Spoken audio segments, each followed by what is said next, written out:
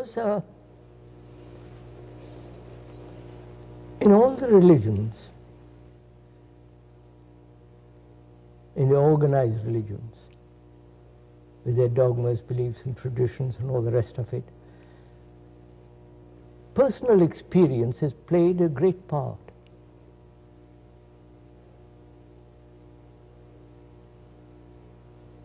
The person has become extraordinarily important.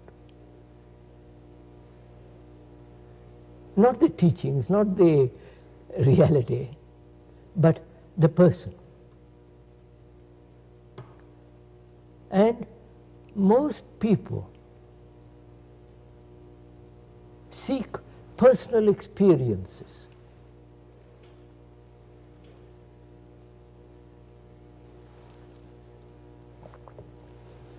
And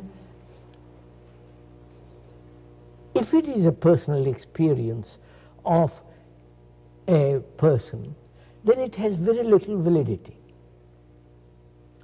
Because that experience may be merely a projection of one's own intentions, fears and hopes and all the rest of it. So personal experience has very little validity in religious matters. And yet man, human beings, right throughout the world have emphasized the person. The person represents to them the tradition, the authority, the way of life,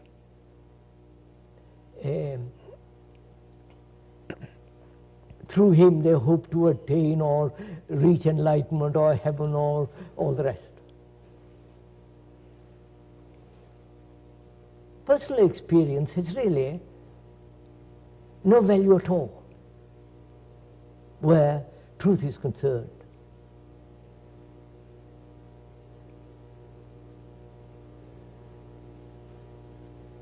So to negate personal experience is to negate the me, because the me is the very essence of all experience, which is the past.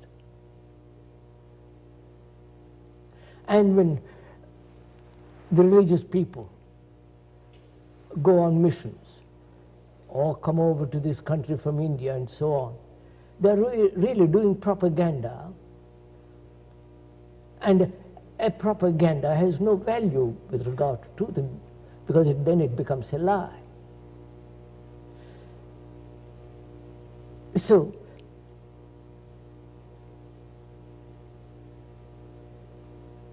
if one puts aside totally, completely all experiences of men, of human beings, and their systems, their practices, their rituals, their dogmas, their concepts, that is, if one can actually do it, not theoretically but factually, say, wipe it all out,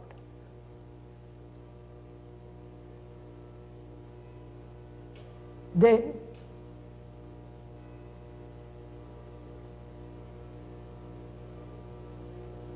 what is the quality of the mind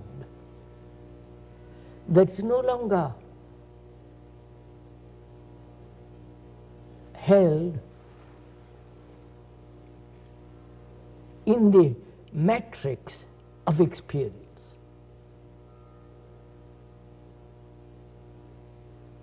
Because truth isn't something you experience. Truth isn't something towards which you gradually progress. It isn't that through infinite days of practice, sacrifice, control, discipline, come to it. If you do, then it's personal experience. And when there is that personal experience, then there is the division between the me, the person, and the thing which you experience.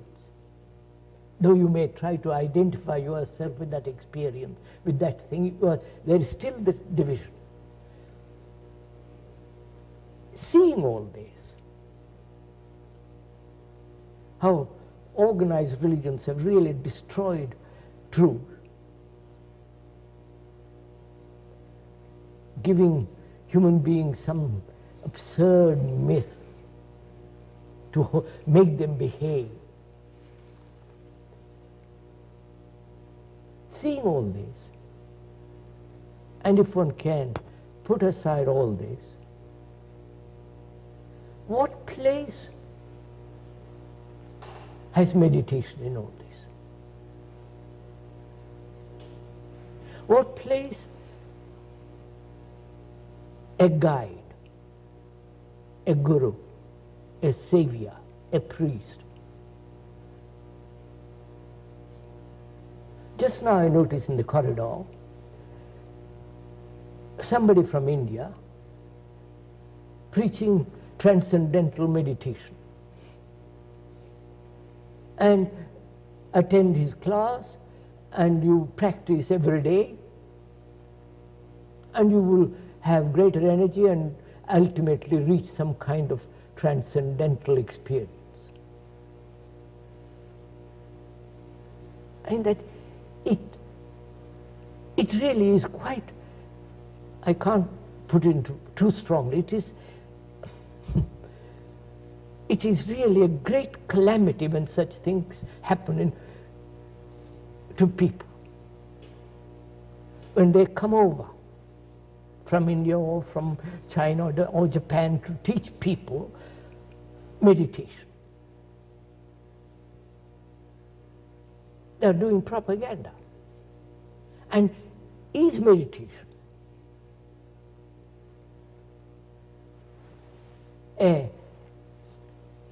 a thing that you practice daily, which means practice means conforming to a pattern, imitating,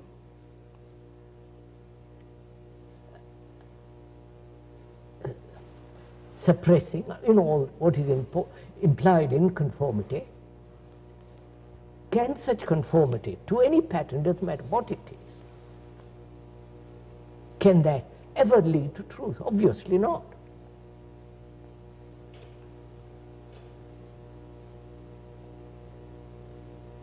Then what is meditation? If practicing a system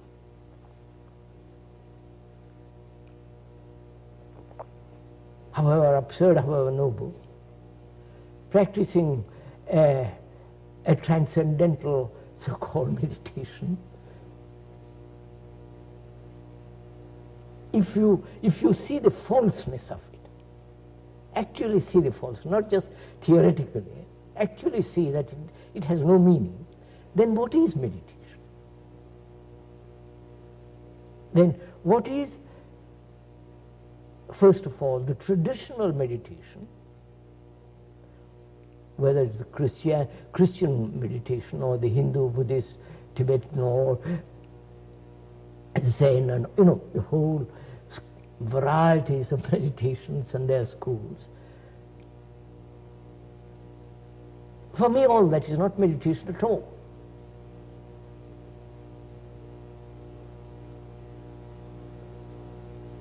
Then what is meditation? Perhaps we could discuss that, could we? Yes, I think so.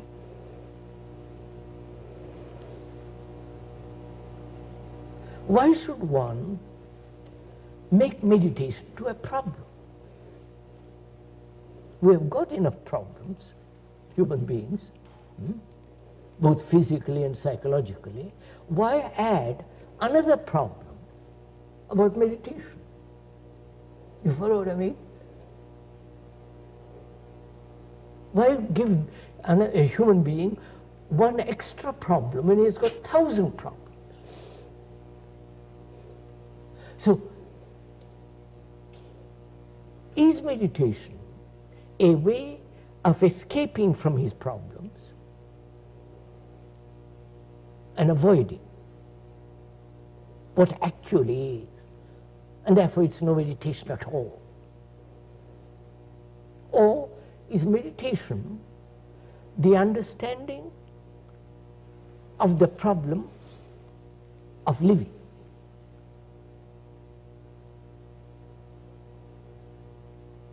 Not avoiding it, of the daily living with all its problems.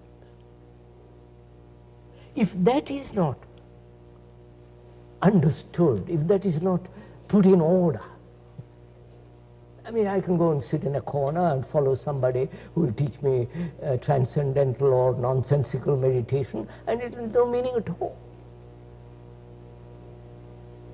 Right, sir? So what is it to you to meditate? What does it mean? I hope I haven't made it too difficult for you to answer this question, because I deny all that. To me, all that kind of meditation, of practice, of constantly repeating a word, as they do in India, as they do in Tibet, as they do all over the world, Ave Maria or some other word, repeat, repeat, repeat, it doesn't mean nothing. You make the mind more absurd and grotesque than it is. So, if I may, together, inquire into this question. Is it because it's a long established tradition that you must meditate, and therefore we meditate? I mean, a Brahmin boy, when I was a small boy, I vaguely remember, being a Brahmin, you went through a certain ceremony. At that time, you were told to sit quiet, close your eyes, meditate, think about, the whole thing was set going.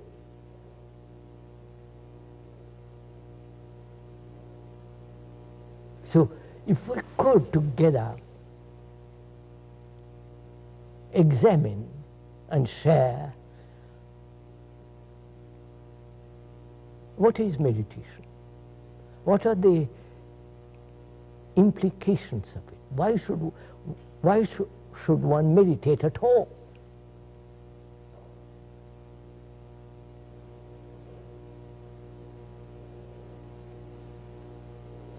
If it is a problem, you follow what I mean? If you make meditation to another problem, then for God's sake avoid it. You follow what I mean? Because human beings have 1,000 problems. Why add another one more to it? So could we together, sharing, go into this? Seeing the traditional approach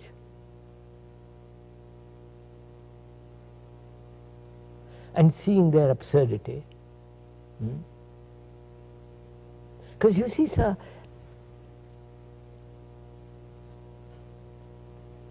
unless man, human being, becomes a light to himself, nothing matters.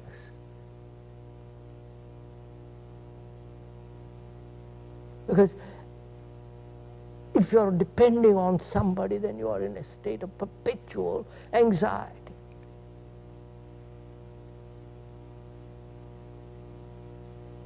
So, could we examine this traditionally? First, why should one meditate?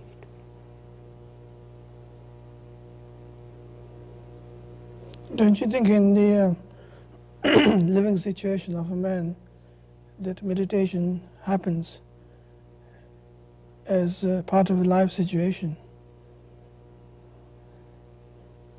So, a human being has innumerable problems, right? He must solve those first, mustn't he?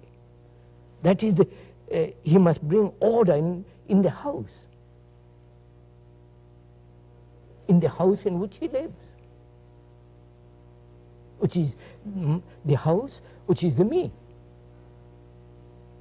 My thoughts, my feelings, my anxieties, my guilt, my sorrow, I must bring order there. Without that order, how can I proceed further?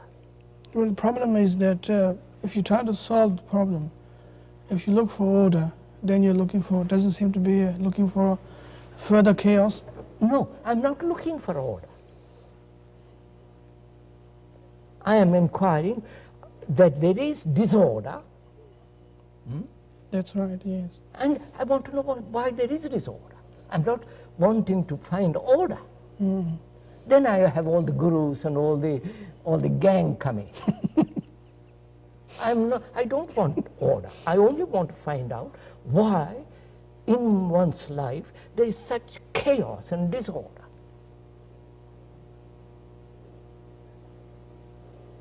Well, And a human being must find out, not ask somebody to tell him why there is disorder. well, you can't find out intellectually. Intellect is part of the whole structure. You can't deny the intellect. Well, but you can't use intellect to solve the intellectual problem. No. You can't solve the problem at any level except totally. Quite, yes. Now, to solve the human problem of disorder, does that need meditation? In the ordinary sense of the accepted word meditation. I wouldn't say the conventional sense of meditation, but the meditation in the extraordinary sense. What do you mean by that, if I may ask? Extraordinary sense of meditation is trying to see the disorder as a part of the direction. To see disorder. To see disorder as order, if you like to call it. No. Or to see the disorder as order. No, to see disorder. Well, if you see the disorder, then it becomes order. First I must see. But to see it clearly. So that depends then how you observe disorder. Not how to solve it. Of course not. Because if you try to solve it, you solve it according to a pattern set. Set pattern. Which is the outcome of your disorder. That's right. Which is the opposite of disorder. So if you try to solve the disorder, it is always according to a preconceived idea of order. Whether it's a Christian order, Hindu order, whatever order. Socialist order, communist order. Whereas if you observed entirely what is disorder,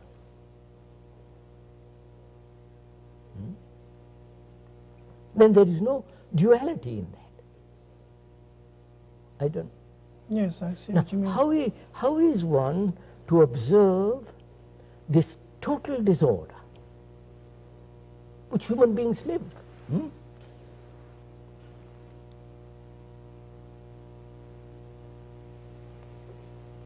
The disorder that when you see a television, the commercials, the hectic violence, the absurdities, the human existence is a total disorder.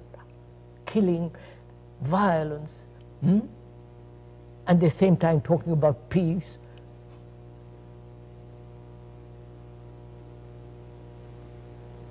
So we come to the question,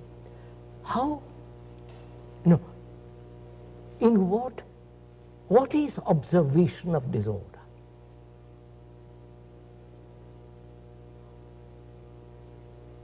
Do you see it from the me as separate and the thing which is disorder? Well, that's already disorder. Isn't it? So, do I look at disorder with the eyes of my prejudices, my opinions, my conclusions, my concepts, the propaganda of 1,000 years. You follow? Which is the me. So do I look at disorder without the me? And is that possible? So that is meditation. You follow, sir? Not all the rubbish they talk about.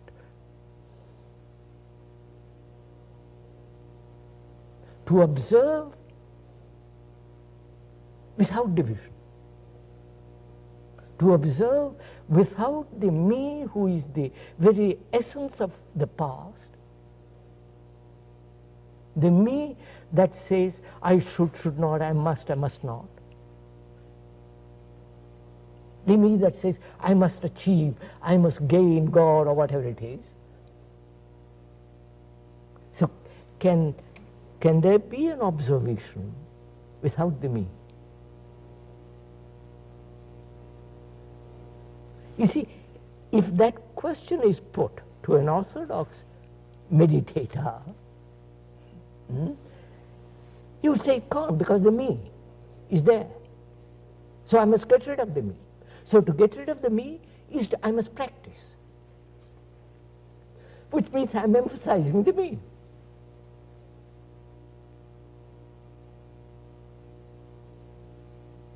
So through practice, I hope to deny practice. Through practice, I hope to eradicate the result of that practice, which is still the me. So you're caught in a vicious circle. So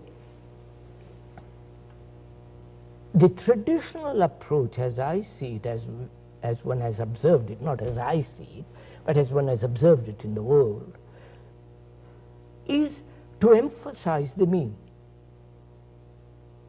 in a very subtle way, but it is to strengthen the me.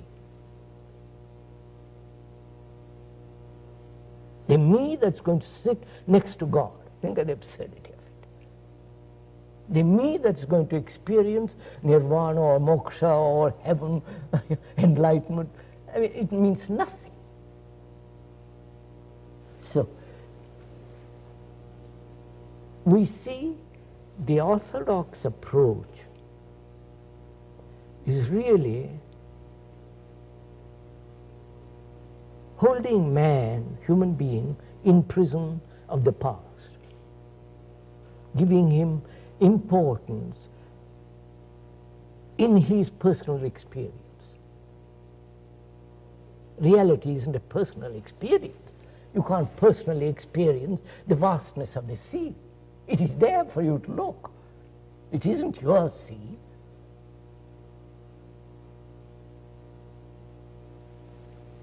So if you put that aside, then the question arises, is it ever possible to see without the me? To observe this total disorder of the human beings, their lives, the way they live, is it possible to observe it without division?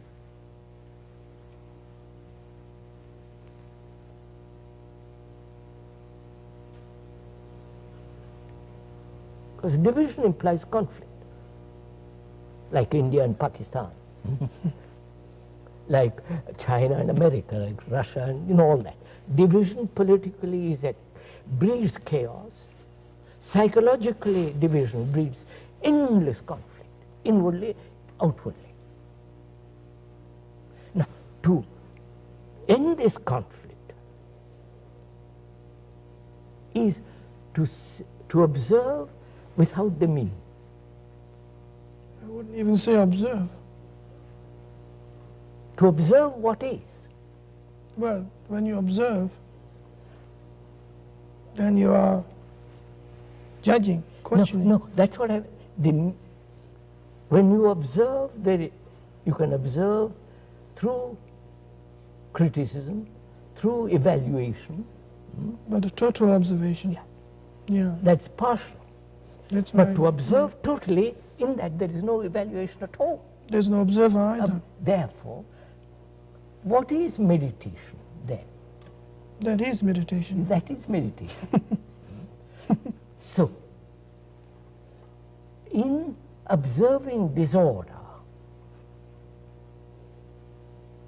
which is essentially meditation, out in that observation there is order. Not the order which the intellect creates. So meditation is not a personal search for personal experience, right? Meditation is not the search for a transcendental experience which will give you great energy to become more mischievous. Meditation is not personal achievement sitting next to God. Meditation then is a state of mind in which the me is absent, and therefore that very absence brings order. And that order must exist to go any further. You follow? So without that order, I mean, things become silly. It's like these people who go around dancing, chanting and repeating Krishna, Krishna, all that silly stuff. That's not order. They're creating colossal disorder. As the Christians are creating great disorder, as the Hindus, as the Buddhists. As long as you are held within a pattern, you must create disorder in the world. When you say, well, America must be superpower, you're going to create disorder.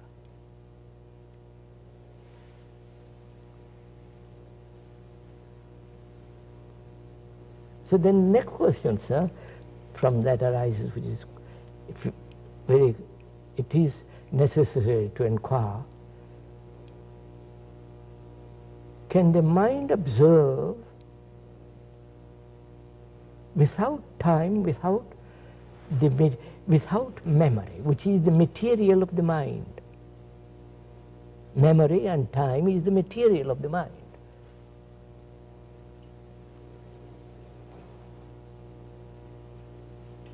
Can it observe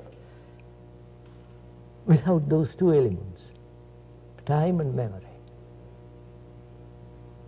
Because if it observes with memory, the memory is the center, the me, right? And time is the me also. Time is being the evolution of the brain cells as evolving, becoming all the rest. So can the mind observe without memory and time? Which is only possible when the mind is completely still.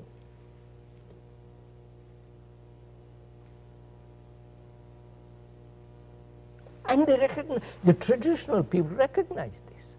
So they say, we must practice in order to be silent.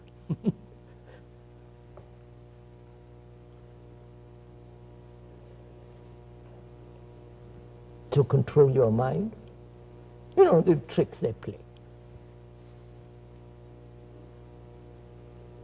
I don't see any particular importance in the making emphasis on the stillness of the mind, particularly true, because if one is able to see the non-dualistic way of looking at situations, then you have a further energy to flow out, rather than trying to create a stillness. You can only have further energy to flow, greater energy, when the mind is quiet, obviously. But the making emphasis on the stillness is... No. We said to observe disorder, the me with its memories, with its structure of time must not be. then in that quality there is a quietness of the mind which observes. That stillness is not an acquired, practiced thing. It comes naturally when you have order.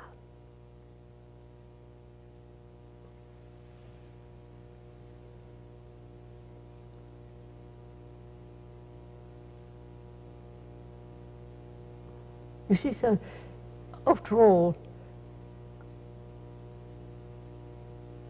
what one can do is to point out and help the person to go to the door. It's for him to open the door. You can't do any more than that. And this whole idea of wanting to help people, wanting to,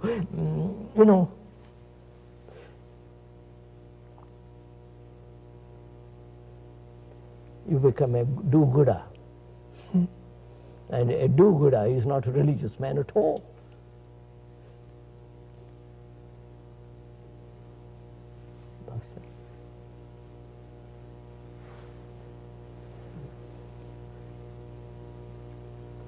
Shall we go on with this?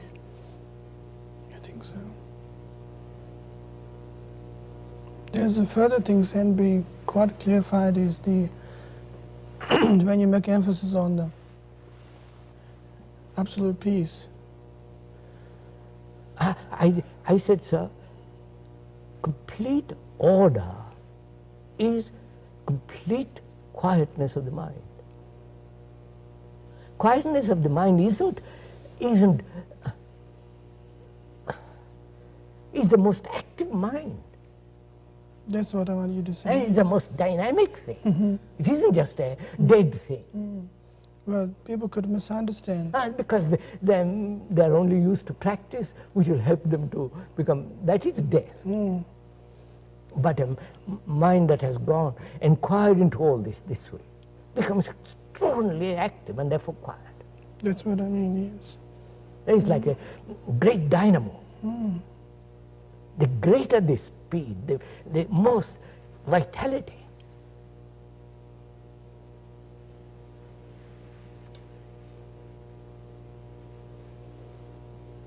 Of course, the man, I don't know, is seeking more energy.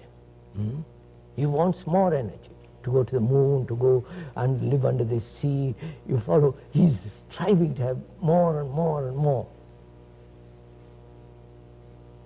And I think this search for more does lead to disorder.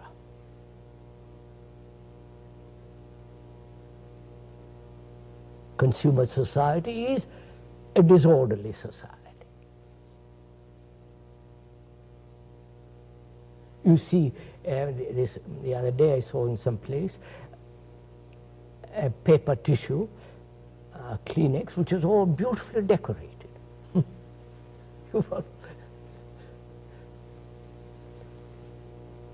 So, our question is,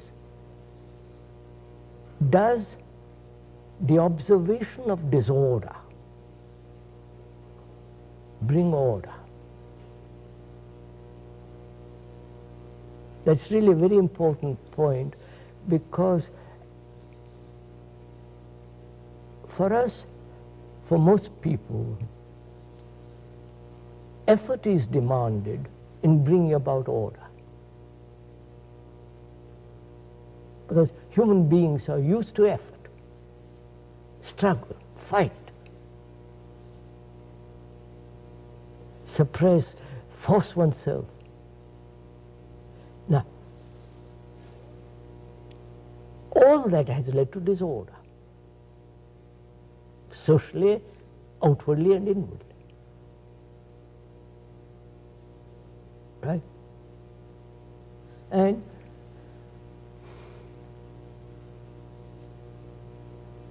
the difficulty with human beings is that they've never observed They have never observed a tree, a bird, without division.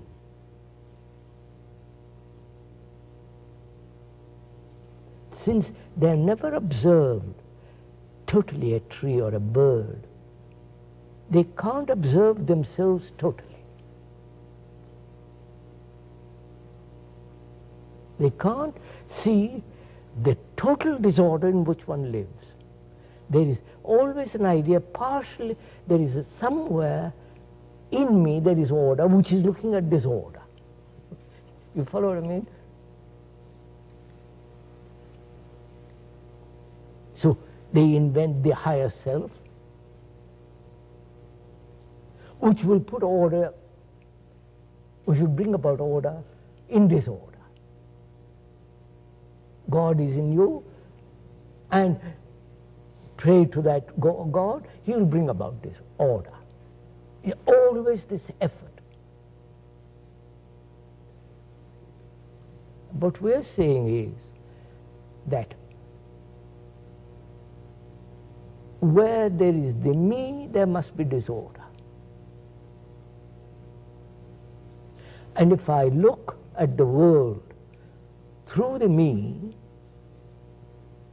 the world outside or the world inside, there is not only division which brings conflict, that division creates chaos in the world, disorder in the world. Now, to observe all that totally,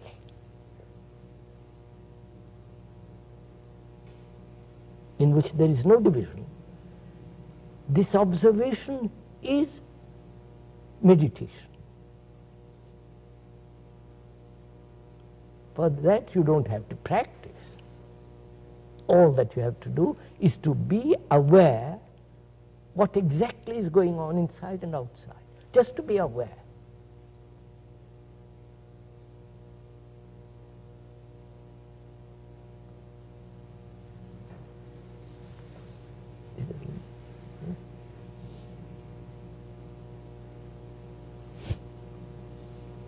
Is that enough? It's enough, isn't it? I think we have That's enough, isn't it?